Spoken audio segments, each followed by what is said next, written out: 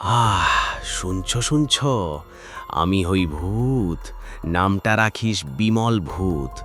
আজ তোদের শোনাই আমার জীবনের সবচেয়ে লজ্জাজনক ঘটনা। ঘটনাটা হইল বছর 5 আগে আমি ঢুকে পড়লাম এক বুড়ি দিদার বাড়িতে। ভাবলাম একাই থাকে, ভয় দেখানো সহজ হবে। রাত 1টা বাজে। হাওয়া দিলাম জানালার পর্দায়, টেবিলটা হালকা নাড়ালাম, ফ্রিজ খুলে হু হু হু হু হু করে একটা ভূতের আওয়াজ দিলাম। কিন্তু দিদা তখন চোখে চশমা পরে গলা টিপে বলল, এই ভূত, চা খাবে নাকি? আদা দুধ দিয়ে বানিয়েছি। আমি আমি ভূত, আর আমায় চা অফার করছে।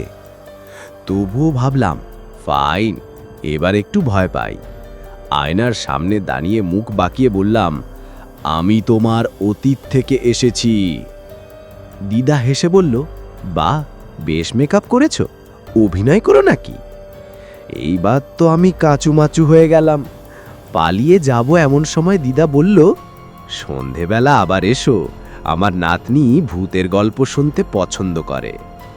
বুঝলি তো, এখন আমি প্রতিদিন সন্ধ্যায় দিদার নাতনিকে গল্প শোনাই। ভূত হয়ে গেছি গল্প বা চাল। তাই আমি আর ভয় দেখানোটা ছেড়ে দিয়েছি। এখন আমি ইউটিউব ভিডিও বানাই। তোমাদের যদি সাহস থাকে সাবস্ক্রাইব করো।